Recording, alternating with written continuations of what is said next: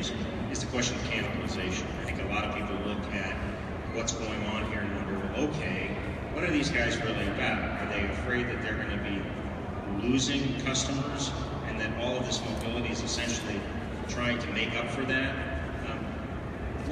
How exactly should we look at that? It's actually, I love this question because what we are building at Maven and all of this new mobility platforms, I strongly believe are hugely additive to the core business. And I'll give you very concrete examples. I mentioned earlier, we have now 20,000 customers after 9 months that we really ran Maven in major metropolitan areas. So with the fleet of vehicles that we have out there, which is in the thousands, you get the customers who are not our traditional customers experience the vehicles. Then you really truly start understanding the life cycle of the vehicle from being a new vehicle to until, again, it lives through its useful life.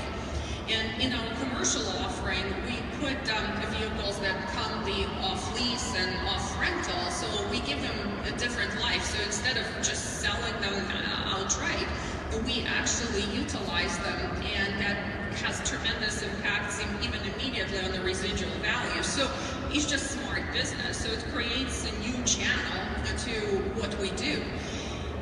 Very additive to everything, our efforts. Plus, it creates also a whole bunch of service businesses that we do in partnership with our dealers. So you might take a 2-year-old Malibu and put it in service, so this is Daniel House, who is our automotive columnist, our business columnist, and he's speaking with Julia Steyn, who is with Maven, which is GM's mobility company. Into that platform, and again, with the car sharing for ride share on the Maven commercial business, we put about 2-year-old vehicles through that. Well, General Motors has had a recent history of struggling in the big urban markets on the coasts, East Coast and West Coast.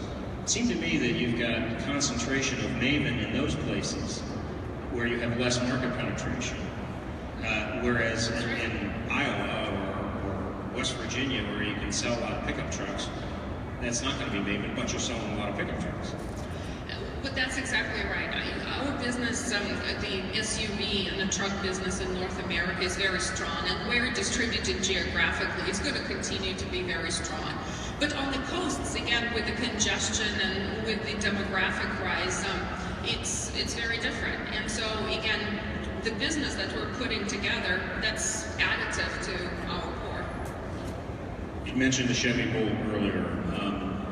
Do you foresee maybe that being is that going to be an important product for you in your fleet, and how are you going to use it? Secondly, do you see over time that these fleets are going to become electrified, either partially or fully? So we are very excited. We actually at Maven received our new Bolts, and so we are very much looking forward to putting the vehicle into all of our services. I think it's a game changer with a new range, and again, the benefits to the environment. This is a great vehicle for sharing, and we really truly looking forward to deploying it and having a lot of them in our fleets. Let's talk for a minute about talent. We've heard a lot of talk of Detroit as the new Silicon Valley, and Detroit this and Detroit that, and if you know the food scene here or the restaurant scene, there's a lot of stuff going on, and it's very cool. But as an employer who is trying to, or has, I guess, assembled a Silicon Valley kind of like startup inside General Motors, how easy or hard is it for you to attract talent that's not indigenous to here? Extremely easy. Easy? Extremely easy.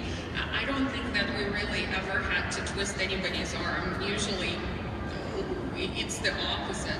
And I have to say that we are very proud to be part of Detroit. It just gives a very real drive to succeed. Like, I keep saying that our team has a little bit of a Detroit hustle to it because, look, the city has gone through a tremendous history and it's going through the Renaissance now. We want to be part of it. We want to be a brand that is rooted in Detroit and everything that it stands for. So, and we definitely never had any problems recruiting folks from anywhere to come here. Why is it easy? So those of us that have been here for a short period of time, I'm not a native, but been here a while, why is it such an easy sell? Because presumably you said a lot of your customers are young, and I think probably a lot of your employees are, at least half of them are pretty young, right? Well, I'll give you an answer that I know what it is because I got through that thinking. Because being a part of automotive industry right now is amazing, because this is right now on the cusp of really merging the technology that kind of existed all by itself with real assets that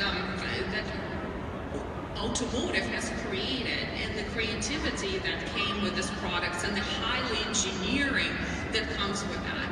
And so there's no more exciting industry, I think, in the planet. And trust me, I was a concert pianist, I was an investment banker, I was a consultant, and I've never had more fun in my life than I'm having now. I would not trade it for anything. So you think it's people are coming for the work? They're not coming because it's a lower cost of living. They're not coming because of quality of life. Really, they're coming because there's an opportunity to work in this environment, in this industry at this time. I think it's both, but the opportunity that the industry has right now and the excitement and the changes that it's going through is massive. So I think people want to be part of that. I want to be part of that. I think that all of you who are sitting here want to be part of this. Yeah, and it is exciting. As someone who's covered it, I have to tell you for a long time, it is a very exciting time, and it is this kind of melding and kind of the next chapter. I think you can see it unfolding, and it is very exciting.